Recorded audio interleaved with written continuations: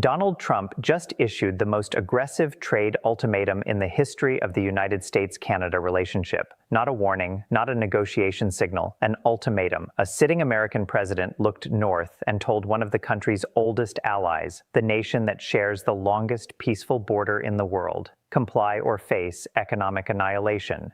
And Mark Carney, Canada's newly minted Prime Minister, a man who has guided central banks through two of the worst financial crises of the modern era, didn't flinch, not for a single second. What happened in the 72 hours that followed that ultimatum should alarm every American who believes in constitutional governance, economic stability, and the rule of treaty law. This isn't just about tariffs. This is about whether the United States of America still means what it signs. This is about whether a sitting president can tear up a trade agreement he personally negotiated and bragged about without any consequence. When the leader of a G7 nation publicly declares that the old relationship is over, you know something tectonic has shifted. Hit that subscribe button right now because you will not want to miss any of the coverage I release on this story. This is just the beginning. So what set off this extraordinary confrontation? On February 24, 2026, Donald Trump posted a message to Truth Social at approximately 6:15 in the morning. No press briefing scheduled, no advance notice to Congress, no consultation with the United States Trade Representative, just a social media post sent before most of official Washington had even poured their first cup of coffee, declaring that Canada would face a 35% tariff on all goods, not the 25% that had been floated in prior weeks, but 35% effective in 14 days, unless Ottawa agreed to a list of conditions that sources close to the negotiations described as deliberately maximalist and designed to humiliate. This isn't just another political controversy. This is a constitutional and economic crisis unfolding in real time. And believe me, when a Prime Minister of Canada responds the way Mark Carney responded, you know something enormous has just detonated in the North American economic order. Here's the full picture of what's been unfolding. Tensions between Washington and Ottawa had been building since December of 2025, fueled by Trump's repeated suggestions that Canada should consider becoming the 51st state of the United States. Statements that Canadian officials initially treated as hyperbole, but which grew increasingly alarming as Trump's team began privately pressuring Canadian diplomats to stop publicly rebuking the idea. Multiple sources familiar with those conversations described the atmosphere in the diplomatic backchannel as deteriorating rapidly by mid-January. But everything escalated on February 17, 2026, when a senior White House economic advisor gave an off-the-record briefing to a group of Washington journalists, in which the outline of the new tariff strategy was described in blunt terms. According to reporting from The Globe and Mail and The Washington Post, that briefing made clear that the Trump administration viewed Canada's resistance to sovereignty messaging as a political provocation requiring economic punishment. The leaked summary of that briefing, circulated among parliamentary staff in Ottawa within 48 hours, contained language that sources described as incendiary. This wasn't about trade deficits. It was about submission. Carney's government recognized it immediately. And here's where it really gets serious. When Carney's economic team reviewed the leaked briefing summary on February 19th, they convened what multiple sources described as a war game session lasting nearly 6 hours in the basement of the Langevin block, the building adjacent to the House of Commons where the Prime Minister's office operates. The participants included Canada's finance minister, the governor of the Bank of Canada, senior trade counsel from Global Affairs Canada, and, in a development that has drawn significant attention in Ottawa, two former senior officials from the International Monetary Fund, who had worked alongside Carney during his tenure at the Bank of England. This was not a reactive scramble. This was a prepared response apparatus activating a contingency plan that had apparently been in development for weeks. Here's what sources say happened next. On the morning of February 24th, minutes after Trump's Truth Social post landed, Carney's chief of staff placed a call to the Prime Minister, who was already awake, and, according to a government official who was present, described the post as consistent with what we anticipated. Carney convened a cabinet-level call within the hour. The group agreed that the response needed to meet three criteria. It had to be immediate, it had to be economically credible, and it had to signal to the world, not just to Washington, that Canada was not playing defense. Meanwhile, at 7:45 that same morning, Reuters reported that Canadian trade attorneys had already begun drafting formal complaints to the USMCA Dispute Resolution Panel. By 9 a.m., the Canadian Embassy in Washington had contacted the offices of 22 U.S. senators representing states with significant trade exposure to Canada, including Michigan, Minnesota, Montana, and Ohio, to brief their staffs on the potential economic impact before Carney made his public statement. Sources on Capitol Hill confirmed those calls were received. Several described the briefings as extraordinarily detailed and professionally executed. Now here is where things get absolutely explosive. At 11 a.m. Eastern on February 24th, Mark Carney appeared before cameras at Rideau Cottage in Ottawa. No teleprompter, no prepared remarks visible. A man standing at a podium with the composure, as one observer put it, of someone who had been waiting for exactly this moment. Carney began his statement without preamble. His voice was level. His cadence was deliberate. "The United States has issued an ultimatum," Carney said. "We do not accept ultimatums. Canada is not a client state. We are a sovereign nation, a founding member of NATO, a treaty partner, and the largest trading relationship this country has ever had." The press gallery in Ottawa fell silent. "As of today," Carney continued, "Canada is initiating a full review of all export permits for critical minerals destined for the United States, including cobalt, lithium, and rare earth elements essential to American defense manufacturing. We are also announcing immediate reciprocal tariffs of 35% on all American consumer goods. And we are formally invoking Chapter 31 of the USMCA agreement to challenge the legal basis of these tariffs before an international dispute panel." Reporters leaned forward. Several Canadian officials standing behind Carney exchanged glances. "The United States will find," Carney added, pausing for precisely 3 seconds, "that threatening Canada has consequences."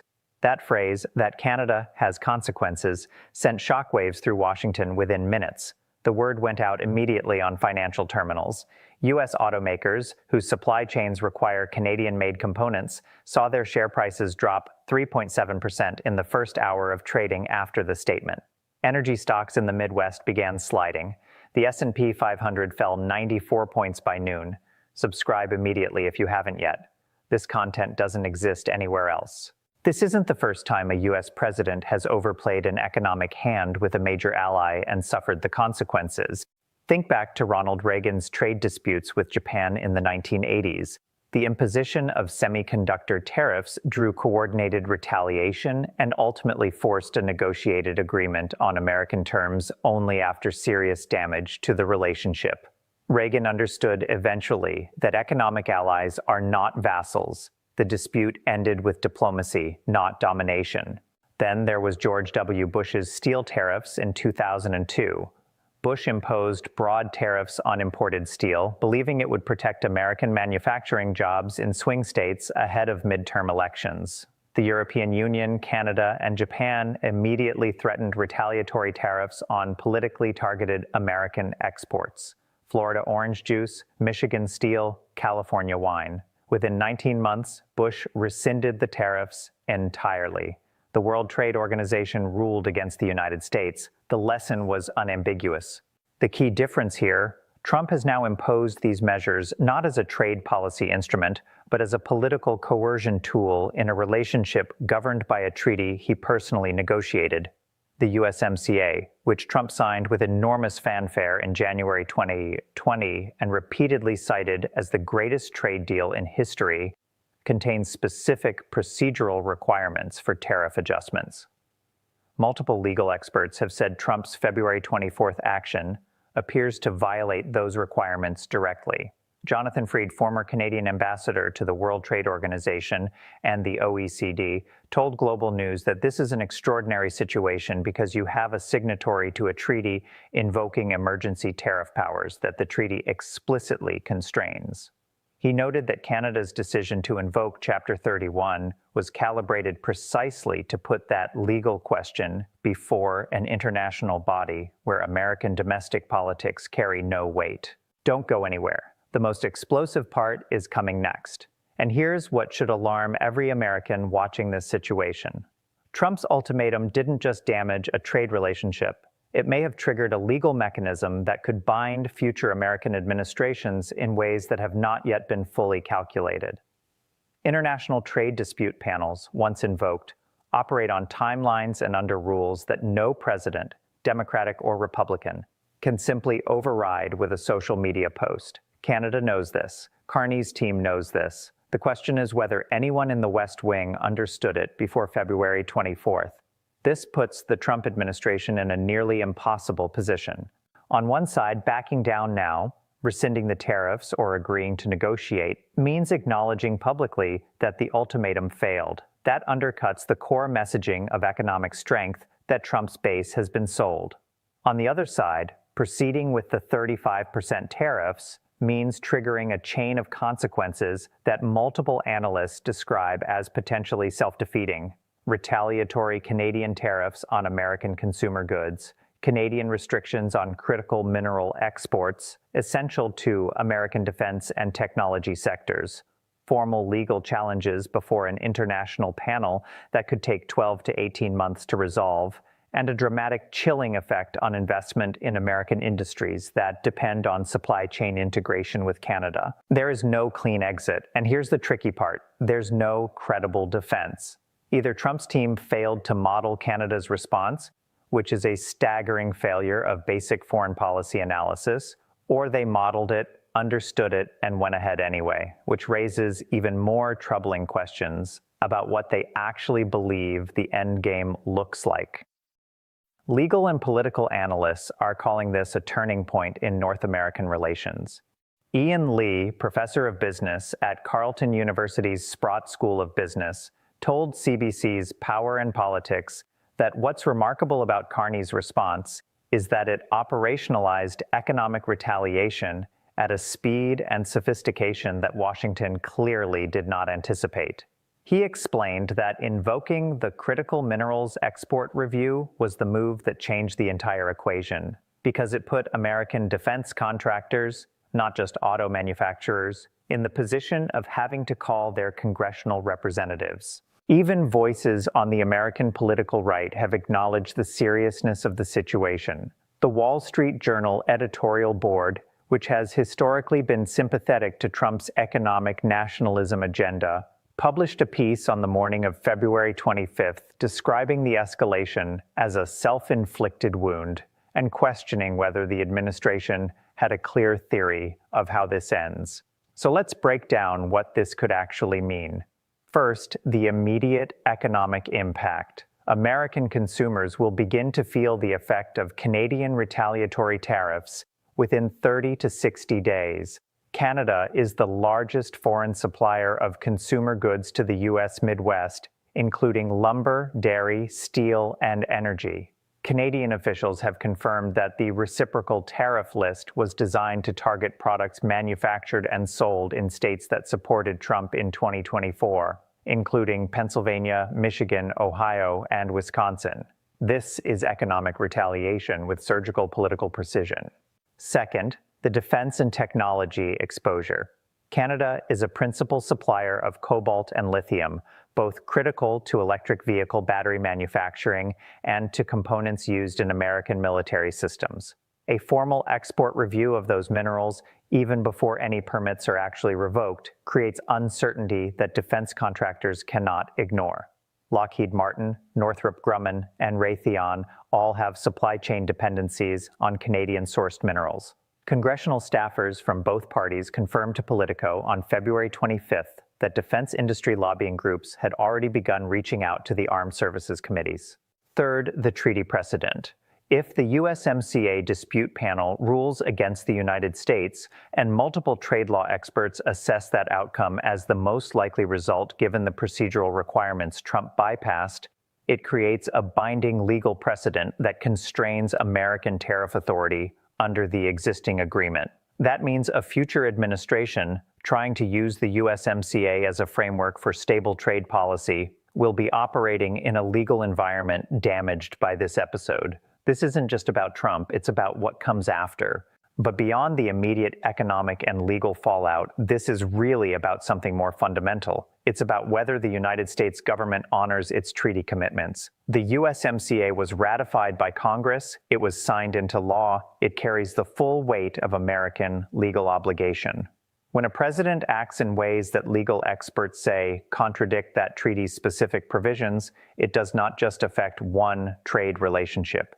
It sends a signal to every nation that has ever signed an agreement with the United States about what those agreements are actually worth. This is causing genuine alarm within segments of the Republican foreign policy establishment. Reports from multiple Hill sources indicate that a closed-door session was held in the Senate Commerce Committee on February 25th, attended by both Republican and Democratic members, in which senior trade officials were asked pointed questions about the administration's legal rationale for the tariffs. Sources familiar with that session described the atmosphere as tense and the answers as unsatisfying. Meanwhile, American manufacturing and agriculture groups are deeply divided. Some have cautiously supported the tariff strategy. Others, including the American Farm Bureau, which represents the interests of farmers in states across the agricultural Midwest, released a statement on February 24th expressing serious concern about Canadian retaliatory measures that could affect American grain and livestock exports. Canada is the second largest market for American agricultural products. The Farm Bureau statement did not use the word disaster. It used the word alarming. In Washington, when the Farm Bureau says alarming, everyone in both parties listens. Stay with me. What comes next will completely change how you view this situation. Here's what makes this even more extraordinary. Trump's response to Carney's statement came at 3:17 p.m. on February 24th. A Truth Social post that called Carney's response a weak and pathetic stunt by a man who was elected for 2 weeks and thinks he understands economics. Trump claimed Carney was bluffing. He insisted Canada would return to the table within 72 hours. He attacked the Canadian media for, in his words, celebrating the destruction of their own country. Carney's office issued no further public statement in response. They did not have to. The markets had already made the argument for them. Legal experts immediately flagged the problem with Trump's framing. When your public response to a credible economic and legal countermove is to dismiss it as a bluff and attack the messenger rather than address the substance, you have not answered the argument. You have confirmed that you have no answer to it. This goes far beyond a trade dispute. It's about whether the constitutional framework that governs international treaty obligations still functions as a meaningful constraint on executive action. If a president can unilaterally tear up a trade agreement he personally signed, bypassing Congress, bypassing the USTR, bypassing the legal framework the agreement itself specifies, then the question is no longer about Canada. The question becomes about what any American treaty commitment actually means going forward. If there are no consequences for this action, if the tariffs proceed, if the legal challenge is ignored, if Congress does not act, it signals to every nation with which the United States has a trade or security agreement that American commitments are conditional on the mood of whoever holds the presidency at a given moment. That is not a trade policy. That is the end of American credibility as a treaty partner. If this blows your mind as much as it should, hit that like button right now. Here's the situation as it stands today. Canada has invoked a formal legal challenge under the USMCA. Critical mineral export permits are under review. Retaliatory tariffs at 35% on American consumer goods are in effect.